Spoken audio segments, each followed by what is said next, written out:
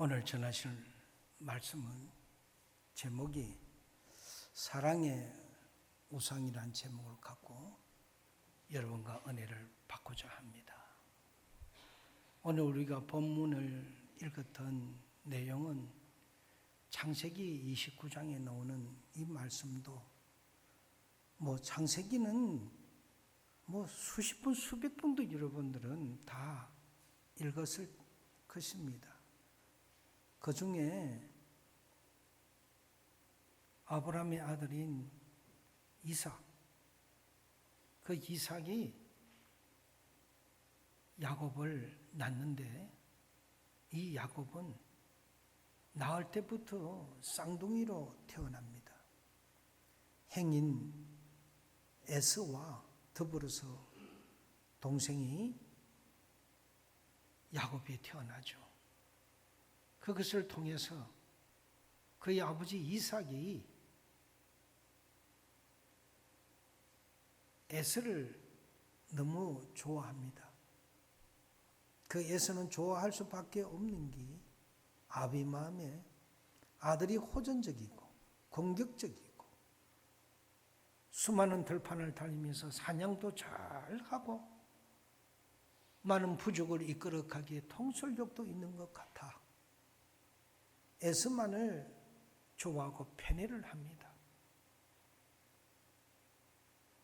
그러면 한편에 있는 쌍둥이 동생인 야곱은 어떻게 될까요? 형을 편애함으로 인하여 야곱은 상처를 받고 자라게 되고 그 또한 야곱이 에서가 또 야곱으로서 일어나서 그 야곱이 아버지로부터 부족의 족장으로서 리더자가 되는 이런 과정을 어머니와 합작을 해서 아버지를 속여서 축복을 받습니다. 이제 이름으로 말미암아 사고가 연속되는 이런 과정에 있습니다. 저 또한 그것을 받아서 아내를 얻게 됨으로 인해서 그 아내도 편애하는 과정들이 나오게 되는데요. 오늘 이 말씀을 한 절 한 절 뜯어서 말씀을 드림으로 말미암아 여러분과 제가 이 한 시간에 같이 은혜를 받기를 원합니다. 사람은 누구나 참 사랑을 찾고 싶어하는 열망이 그 마음에 다 있습니다. 사랑을 쫓아다니다 노예가 될 수 있음을 보여주는 이야기가 바로 오늘 우리가 읽는 이 본문에 나오는 야곱과 첫째 아내인 레아와 둘째 아내 되는 라헬과 또 그 외삼촌 되는 라반의 등장인물들에 대한 말씀입니다. 아주 오래전에 벌어진 일인데도 불구하고 어느 때보다 지금의 우리에게 딱 들어맞는 말씀이기도 합니다. 로맨틱한 사랑과 결혼을 거짓 신으로 삼는 일은 늘 불가능했지만은 지금 우리가 살고 있는 이 문화에서는 사랑을 하나님처럼 절대적인 것으로 혼동하기가 더 쉬워졌습니다. 그래서 사람들은 사랑에 휩쓸려 인생을 전부 다 거기에 걸어버리고 살아갑니다. 야곱이 그렇게 했습니다. 야곱의 인생이 어떠했는지를 다음과 같이 한번 살펴볼 수가 있습니다. 첫째, 자신이 사랑하는 라헬만 나에게 있었으면 하는 마음입니다. 아브라함의 아들 이삭은 조금 전에도 이야기한 것 같이 리브가와 결혼하여 쌍둥이 아들을 낳습니다. 그런데 리브가가 임신했을 때 하나님께서 예언의 말씀을 주셨습니다. 창세기 25장 22절에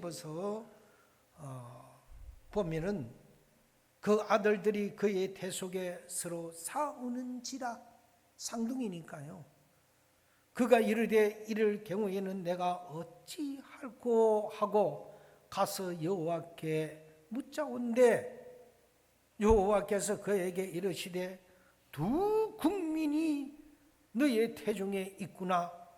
두 민족이 내 복중에서부터 나누니라.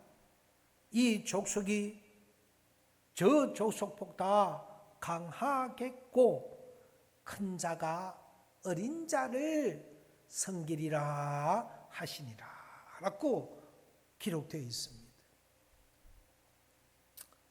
어머니의 태중에 있을 때 어머니에게 하나님께서 말씀으로 선몽을 해 주셨어요. 이것은 쌍둥이 행지인 둘째로 태어날 아이가 믿음의 계보를 이어갈 것이라는 말씀입니다. 그 아이는 바로 에서가 아니라 동생인 야곱이었어요. 그런데 아버지인 이 이삭은 하나님께서 리브가에 주신 그 예언이 있음에도 불구하고 오히려 씩씩하고 용감하고 이 모든 것을 이를 잘 이리 앞장서서 잘하는 쌍둥이 형 에서에게 치중합니다. 동생 야곱보다 에서를 더 편애했었습니다.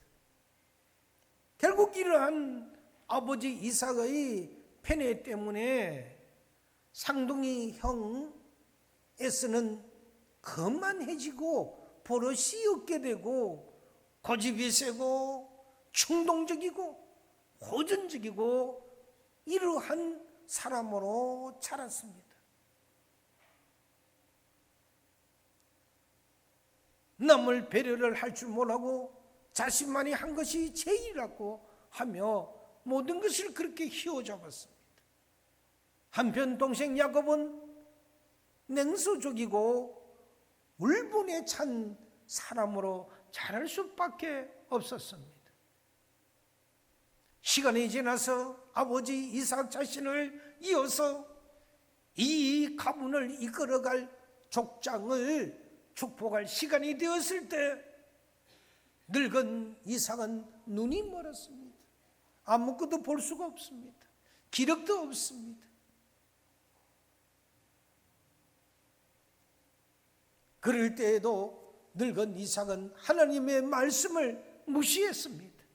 태중에 있을 때 리브가를 통하여 하나님의 말씀했던 그 말씀을 깡그리 잃어버리고 행인 에스를 축복하려 했었습니다.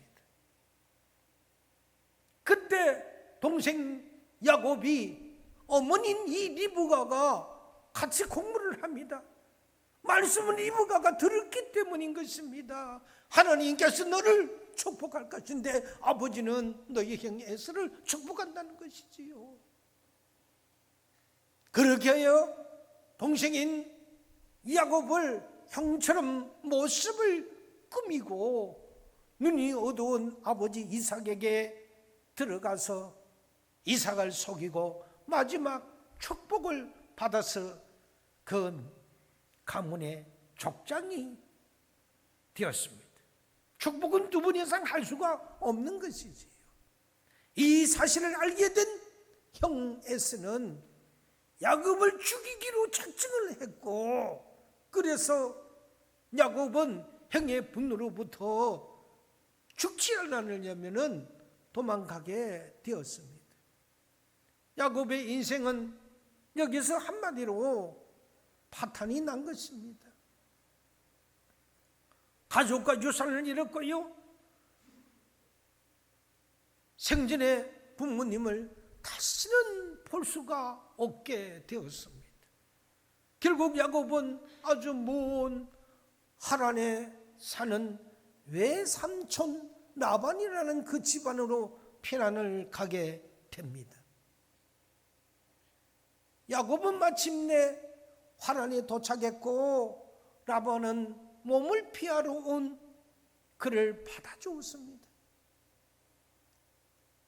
외삼촌 라반은 야곱을 목자로 채용하여 자기 양떼의 그 일부를 맡겨서 양떼를 잘 관리하도록 하였습니다. 야곱이 관리의 능력이 뛰어남을 라반은 주위에서 보면서 그 사실을 확인했습니다. 그리고 라반은 야곱에게 관리직을 통해서 자신이 맡기기 위하여 제안을 하게 됩니다. 오늘 읽은 우리 본문의 29장 15절에서 우리가 지금 보니 라반이 야곱에게 이르되 네가 비록 내 생질이나 어찌 거저 내 일을 하겠느냐, 내 품삯을 어떻게 할지 내게 말하라고 합니다. 이때 야곱이 원하는 것은 돈이 아니었습니다. 오직 그 앞에 나타나 있는 것은 자기가 사랑하고 있는 삼촌의 두 딸, 그 두 딸 중에 동생인 라헬을 사랑하는 것이었습니다. 그리고 그때 야곱이 삼촌에게 말을 합니다. 본문 16장 10절에 보니 야곱은 라반에게 두 딸이 있으니 언니의 이름은 레아요 아우의 이름은 라헬이라. 레아는 시력이 약하고 라헬은 얼굴도 이쁘고 아름다우니 야곱이 라헬을 더 사랑함으로써 대답하되 내가 외삼촌의 작은 딸 라헬을 위하여 외삼촌에게 7년을 섬기겠노라고 말을 합니다. 이것을 히브리어의 원문으로 직역을 하면 몸매가 아주 좋고 이 라헬은 예쁘기까지 했었습니다. 그래서 야곱은 그러한 라헬에게 홀딱 반했습니다. 첫눈에 반한 것이죠. 그래서 라헬을 위하여 내가 7년을 봉사리니 라헬을 나한테 주십시오라고 삼촌에게 역제안을 했던 겁니다. 버클리 대학교의 그 히브리 문학자인 로버트 알트 교수라시는 분은 야곱이 라헬에게 너무나도 푹 빠져 상사병이 났다는 사실을 보여주는 모습이 본문 몇 군데에 나온다고 지적을 합니다. 야곱이 신부의 갑으로 제시한 그 7년분의 품상은 지금의 통화 가치로 우리가 한번 따져본다면 아무리 못 받아도 한 달에 우리가 한 400을 받는다고 가정을 하면 한 300만 원 잡고도 기타 보면 한 연봉이 한 4천만 원 정도는 넘는 것 같습니다. 4천만 원을 잡아도 7년이면은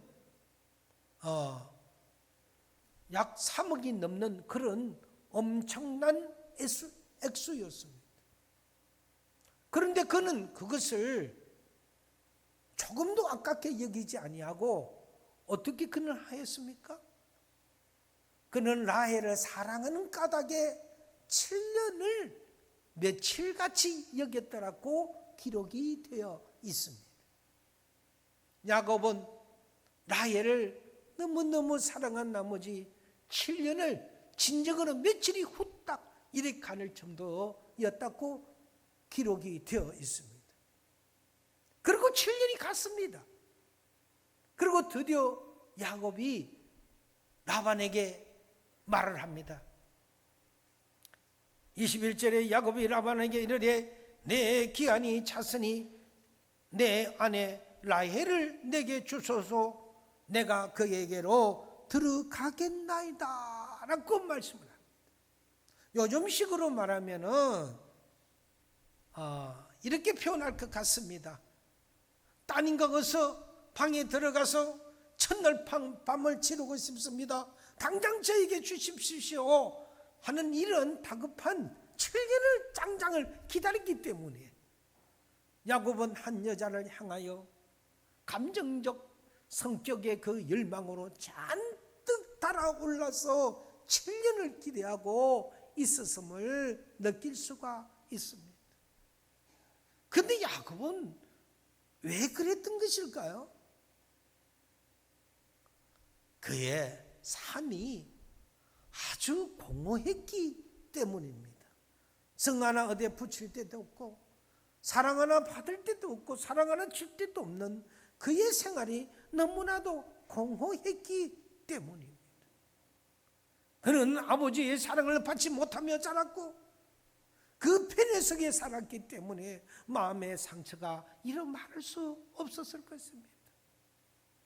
그러나 소중한 그 어머니의 사랑을 받고 지금까지 왔으면 모르겠지만 아버지를 속인 나머지 형 에서를 피하여 여기 삼촌 집이까지 와서 그 먼 곳에까지 와서 있다 보니 소위 말하는 객지였죠.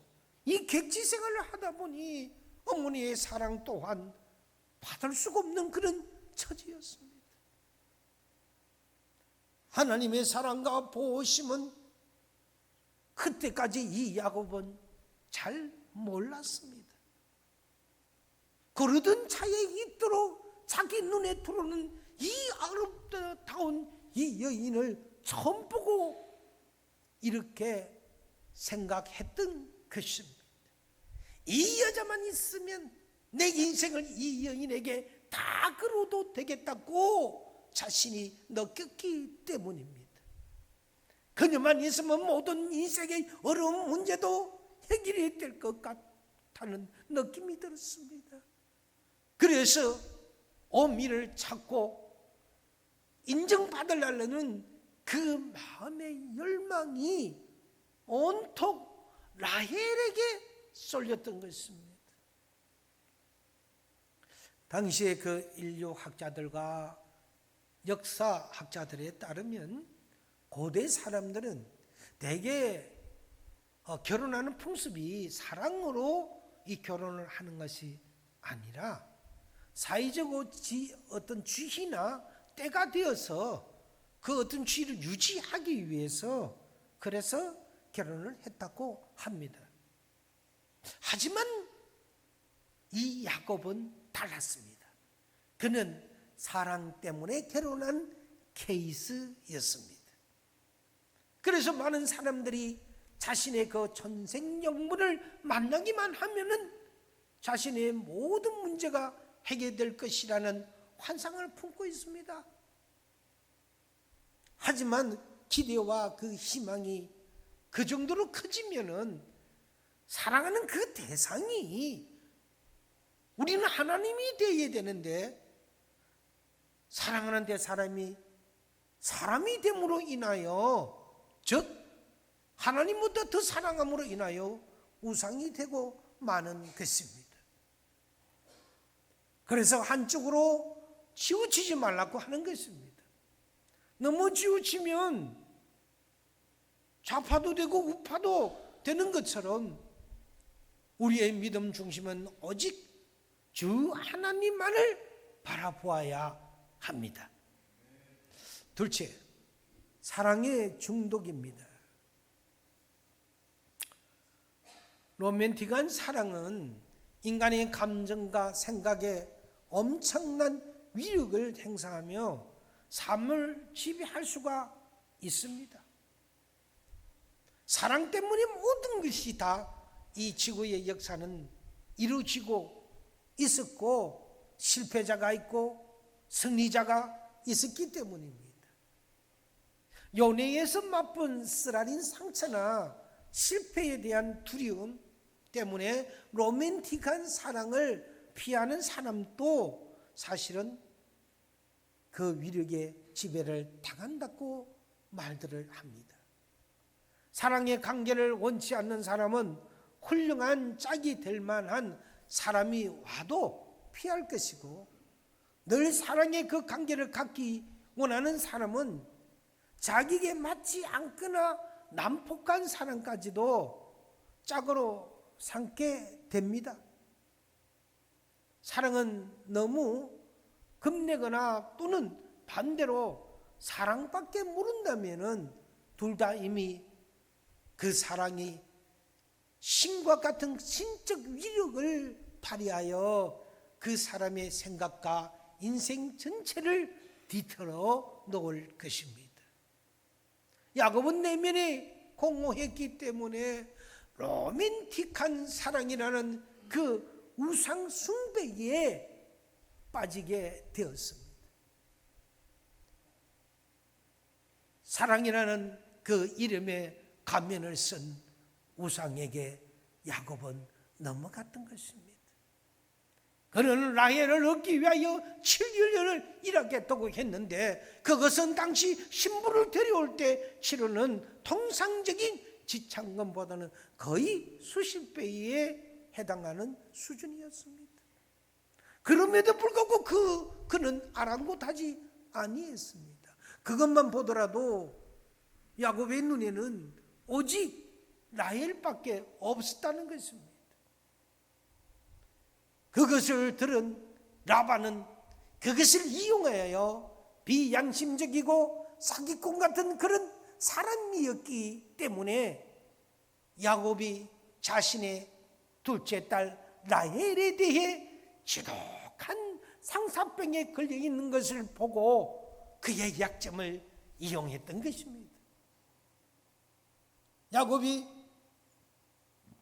제가 7년 동안 외삼촌 일을 해드릴 테니 그때 가서 외삼촌의 작은 딸 라헬과 저와 같이 결혼하게 해주세요 라고 부탁할 때 라반은 일부러 애매한 답을 하게 됩니다. 대답이 19절에 보게 되니까 라반이 이르되 그를 내게 주는 것이 타인에게 주는 것보다 나으니 너와 함께 있으라는 것입니다. 좋다, 그렇게 하자. 너가 열심히 하고 그러면은 내 딸 너에게 못 줄 것이 없지 않느냐고 이렇게 화끈하게 한 것이 아닙니다. 아주 말을 애매하게 비꼬으면서 그를 네게 주는 것이 모르는 타인에게 주는 것보다 낫다고 그렇게 대답합니다.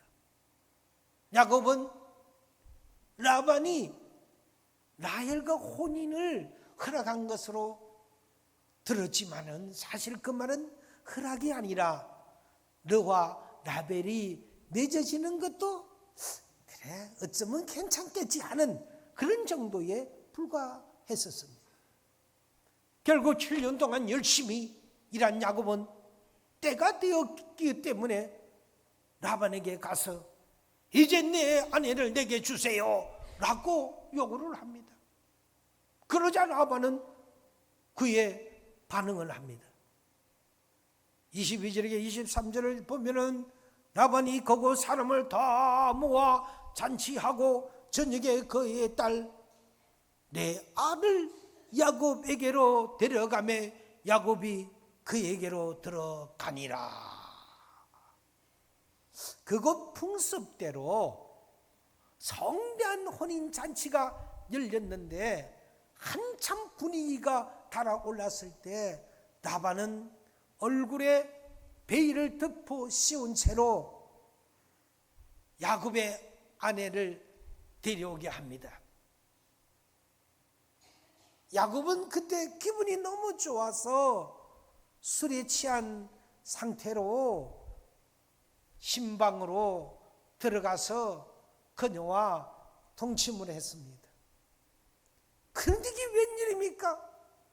아침에 되어서 일어나 보니까 자신이 첫날 밤에 치른 그 여자는 자신이 7년 동안은 그렇게 헌신해서 얻어야 될 라헬이 아니라 볼품없는 라헬의 언니인 레아였던 것입니다. 25절에서 27절을 보니 야곱의 아침에 보니 레아라 삼촌에게 이르되 왜 삼촌이요 어찌하여 내게 이같이 행하였나이까? 내가 라헬을 위하여 외삼촌을 섬기지 아니하였나이까? 외삼촌이 나를 속이시면 어찌 됨이니까? 라반이 이르되 언니보다 아우를 먼저 주는 것은 우리 지방에서 하지 아니하는 바이라. 이를 위하여 7일을 채워라. 신방을 이루는데 아마 7일 동안에 그때 풍습은 지속이 되었던 것 같아요. 그러면 우리가 그도 라헬을 4개 줄이니 이게 또 단서가 붙습니다. 네가 또 나를 위하여 7년 동안을 섬기리라. 야곱이 아내를 얻기 위해 7년을 봉사해야 한다 했습니다. 근데 이미 하나를 줬으니까 다시 또 하나를 주면 네가 더 7년을 다시 또 일을 하라는 것이었습니다. 졸지 아내 둘이가 되었고 졸지의 7년이 14년으로 늘어났던 것입니다. 야곱은 분노하여 라반에게 그것을 따졌지만은 라반은 큰 딸을 두고서 작은 딸부터 시집 보내는 것은 이 지방의 풍습이 아니라고 대연하게 대답을 합니다. 그렇다면 진작 말했어야지 왜 다 끝난 다음에 말합니까? 정말 사기꾼입니다. 이럴 수가 있습니까? 그러면서 야곱은 7년은 더 일을 하면 기꺼이 라헬도 주겠다고 떠붙인 그 말, 이미 그래서 얻었던 그 약속을 통하여 라반의 덫에 걸린 야곱은 나이를 진정하게 얻기 위하여 7년을 약속대로 더 일을 하게 됩니다. 30절에 보니 야곱이 또한 라헬에게로 들어갔고 그가 레아보다 라헬을 더 사랑하여 다시 7년 동안 라반을 섬겼더라. 야곱이 어떻게 이런 뻔뻔하고 노골적인 속임수를 그냥 물리치지 아니하고 순순히 따랐을까요? 여기 옛 랍비들이 그 주석에 의하면은 아침에 야곱이 일어나니까 라헬이 아니라 레아임을 보고서 그와 레아의 사이에 대화가 이렇게 오갔을 만한 그런 가상의 대화를 주석으로 상식합니다. 그 내용을 보면 야곱이 레아에게 이야기를 합니다. 나는 어둠 속에서 당신이 아니라 라헬을 불렀는데 당신이 어찌 대답을 했어? 도대체 나에게 왜 그런 것이요?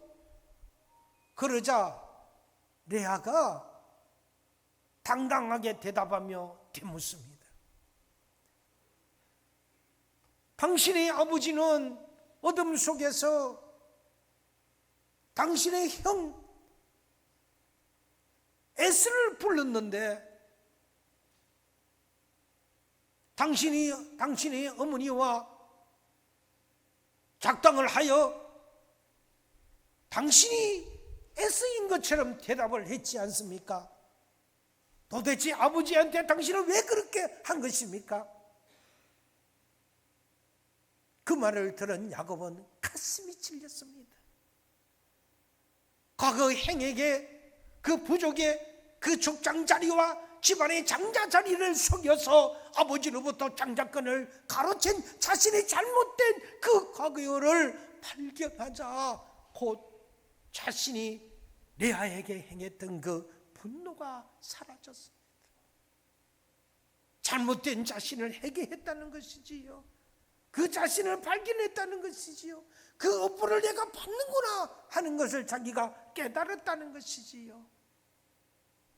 이제 그가 크게 속은 것을 경험하고 그 기분을 맛본 야곱은 그가 행한 대로 하나님께서 그에게 갚으심으로 과거의 그의 잘못된 행동에 대하여 기억나게 하셨을 것입니다. 사람은 행한 대로 하나님께 받는 것입니다. 우리가 말하는 대로 하나님이 그 말을 다 들으시고, 우리가 말하는 대로 하나님은 우리를 이끌어 가실 것입니다. 야곱이 그랬습니다. 라헬은 그에게 단순히 아내가 아니라 그는 구원자로 보았기 때문입니다. 야곱은 라헬을 얼마나 간절히 원하고 원했던지, 자기가 듣고 싶은 말만 들었고 보고 싶은 것만 봤습니다. 그래서 그가 7년 동안에 점점 사랑하는 그 라헬이 자식에는 우상이 되어 갔던 것입니다. 그래서 라반의 그 속임수에 쉽게 넘어갔던 것입니다. 우리는 비즈니스를 하다가도요, 눈이 어두우면요, 많은 이익을 준다는 그 자체에 속아서 보이지가 않습니다. 주위 사람이 말려도 보이지가 않습니다. 그냥 넘어갑니다. 그리고 앞으로 싹 하고 나면 그게 속임수였고 사기였는지를 모르고 그때서야 당하고 나서 깨닫는 것이죠. 우리는 그를 보고 뭐랍니까? 눈에 콩깍지가 그때는 서였구만. 야곱에게는 라헬이 그러한 우상이었습니다. 너무나 사랑하는 나머지 라헬을 우상처럼 보았기에 그 후로 수십 년간 집안에 문제가 끊어지지 않았습니다. 그는 비록 라헬보다 사랑하지는 아니하더라도 레아와 함께 자식을 낳고 수십 년간 살아온 아내였음에도 불구하고 그의 아들을 사랑하지 않았습니다. 하나님이 원치 않는 아내를 얻은 야곱이지만은 그래도 레아가 첫 번째 아내인데 이 아내를 터부시하고 라헬만 사랑하니까 하나님이 이 레아의 사정을 알고 라헬의 태를 문을 닫아버리고 레아의 태를 열어줌으로 말미암아 레아에는 자식을 낳고 계속 놓는 겁니다. 장장 9명이 10명이 될 때까지도 태를 닫아버립니다. 물론 거기는 두 사람의 시녀를 두고서 거기에서도 생산을 해냅니다. 10번째 되었을 때 사랑하는 라헬로부터 얻은 자식이 요셉이었습니다. 그러니까 그들의 그 시주가 얼마나 어려운 관계가 있어서 그 형들이 사랑하는 여인의 그 라헬로부터 낳았던 그 요셉이 탄생하니까 아버지가 그를 얼마나 사랑했겠어요. 그리고 어르고 달래니까 형들이 질투심이 난 겁니다. 패내하는 걸로 보았습니다. 왜요? 아버지, 당신 할아버지도 그렇게 했기 때문인 것입니다.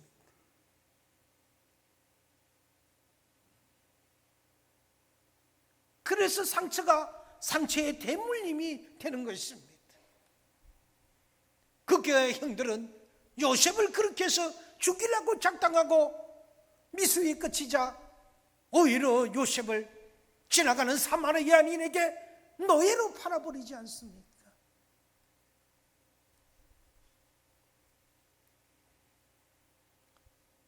자신을 사랑하는 그 라헬의 아들들만 사랑하고 편애하고 떠받들어서 다른 자녀들의 마음에 깊은 상처와 원한을 남겼고 온 집안의 편애의 독을 아버지인 야곱이 퍼뜨렸던 것입니다. 이렇듯 우상에게는 모든 것이 다 대상이 되는 것입니다. 하나님보다 더 사랑하는 것이 있다면 그것은 다 우상이라는 것을 이 한 시간에 맹심하셔야 합니다. 이렇던 야곱은 라헬을 너무나도 사랑하는 나머지 자신에게는 어느 또 자신도 모르게 우상이 되었던 까닭에 그의 자녀들은 다 그로 인하여 조금 전에 표현내대로 상처를 받았어. 그 마음의 상처로 인하여 정신적인 환자들이 되어 있었기에 우상 숭배라는 것은 야곱의 삶을 이토록 망쳐 놓았던 것입니다. 셋째, 아침에 깨어나면 또 레아였다. 여기서 우리는 어머니를 가질 수가 있습니다. 이 이야기의 교훈은 무엇입니까? 이 이야기에서 우리는 누구를 본받아야 합니까? 이런 혼란에 빠진다면 우리는 그 이유는 대개 성경을 단절된 이야기에 연속적으로 읽기 때문입니다. 사실은 그렇지 않습니다. 성경은 인류가 어떻게 지금의 그 상태에 이르게 되었고 하나님의 그것을 바로 잡으시고자 어떻게 예수 그리스도를 통해 오셨고 또 앞으로 어떻게 오실 것인지를 보여주는 것이 바로 이 하나의 스토리로 이어지는 것이 성경이라는 것을 아셔야 합니다. 다시 말해 성경은 저 산꼭대기에 하나님을 올려놓고 우리에게 너희도 길을 쓰고 제대로 살면 여기까지 도달할 수 있으라고 그렇게 우리에게 말하지 않습니다. 다른 종교는 그렇게 합니다. 그러나 성경은 그렇지 않습니다. 그보다 성경이 우리에게 계속해서 보여주는 것은 연약한 인간들의 모습입니다. 정말 그렇습니다. 인간 스스로 구원받은 사람은 이 세상에 단 한 사람도 없습니다. 아무도 없습니다. 인간은 원래 하나님의 은혜를 받을 자격이 없습니다. 죄인이기 때문에 그 죄인의 몸으로 죄인됨으로 유전적으로 타고났기 때문에 스스로 자기가 구원할 수가 없는 것이지요. 그래서 그거를 구원받지 못할 뿐더러 은혜를 받아도 인간은 그냥 두면 감사할 줄도 모릅니다. 왜 감사가 되어야 되는 것을 가르쳐 줘야 되고 누군가는 알려줘야 합니다. 한마디로 절망적인 상태에 인간은 놓였던 겁니다. 그런데 그 인간을 그냥 그렇게 버려 두지 아니하시고 그런 인간을 구하시려고 예수 그리스도께서 신이신 당신이 인간의 이 몸을 입고 이 땅에 오셨지 않습니까? 이거 기적이지 않습니까? 이 얼마나 큰 사랑입니까? 있을 법한 일이 아니지 않습니까? 이것을 두고 우리는 하나님의 은혜라고 표현을 합니다. 하나님의 사랑이라고 우리는 표현을 합니다. 이것이 성경 전체를 통하는 큰 주제이고 나머지 개별 이야기는 다 그 밑에 속합니다. 그렇다면 야곱 이야기에서 배우는 것은 무엇입니까? 그것은 인간이 하나님을 붙들지 아니하고 다른 것을 붙드는 한 그 인생은 실망과 한멸의 연속일 수밖에 없다는 사실을 보여줍니다. 야곱은 라헬만 얻을 수 있다면 모든 게 다 잘 될 것이야 라고 생각했지만은 그는 상대가 라헬인 줄 알고 동심했었습니다. 그러나 현실은 이것이 아니었습니다. 야곱이 아침에 깨어보니 라헬이 아니야 레아였습니다. 자기가 원하는 것이 아니었습니다. 이 부분을 또 히브리어로 직역을 하면 아침이었다. 내가 보았다. 내가 보니 레아였다. 라헬이 아니라 레아였습니다. 여러분 꿈 깨십시오. 내일 아침은 다 잘 될 거야 라고 생각하지만은 아침에 일어나면 현실은 어제 저녁에 잠자리였던 그 환경이 그대로 연출되어 있습니다. 무엇이 달라질까요? 무엇이 변해져 있을까요? 그렇게 자신만만하게 우리가 그렇게 고대하고 기대했지만은 현실은 라헬이 아니라 레아일 수가 있다는 사실입니다. 왜요? 하나님을 붙들지 못하고 세상을 붙들고 자신이 좋아한 라헬을 붙들었기 때문에 눈이 가려서 라헬을 보지 못하고 레아를 구별할 수 있는 분별력이 없었기 때문입니다. 어떤 학자는 이 규절을 보며 에덴 동산 이후로 인류가 경험해온 인생에 대한 실망과 환멸의 축소판이라고 표현을 합니다. 무슨 말입니까? 우리는 삶의 희망을 어디에 걸든지 아침에 보면 라헬이 아니라 늘 레아라는 뜻입니다. 속지 말아야 합니다. 세상의 마귀는 우리를 속이지만은 하나님은 우리를 사랑으로, 은혜로, 진실로 다가와 주시기 때문에 하나님을 믿으면 속지 않습니다. 실패가 없습니다. 성공밖에 없습니다. 진실이기 때문입니다. 우리는 그분을 붙들어야 하는 뜻입니다. 우리도 야곱처럼 결혼해서 가장 기쁜 그 처음의 무게를 전부 배우자에게 건다면 배우자는 우리의 기대에 짓눌려서 아마 쓰러지게 될 것입니다. 자녀도 마찬가지입니다. 나의 삶도 그들의 삶도 많은 부분에서 흔들리고 뒤틀리게 됩니다. 현실은 그러니까요. 우리 마음대로 되지 아니하니까요. 내 영혼에 필요한 것을 다 줄 수 있는 사람은 이 세상에 아무도 없습니다. 아무리 최고의 배우자라고 해도 별 볼 일 없습니다, 여러분. 하나님만 하겠습니까? 이 세상에 아무리 좋고 아무리 귀한 것이 있다더라도 그것이 나에게 행복을 줄 수 있다고 해도 그 유토피아는 시간이 흐르면 해가 지고 어둠이 찾아오는 것처럼 다 거기에는 시기가 있고 생명력이 있기 때문입니다. 영원히 지지 않는 해, 영원히 메마르지 않는 사랑, 우리는 그 사랑을 찾아서 그 믿음의 파랑새, 그 믿음의 드림을 우리는 그것이 천국으로 우리는 미래를 보고 가야 하는 것입니다. 이 세상에 어떤 좋은 것이라도 조금만 있으면 인간은 실증이 나게 됩니다. 그러니까 결국 라헬과 동침한 줄로 알았지만은 아침에 일어나 보니 늘 레아인 것입니다.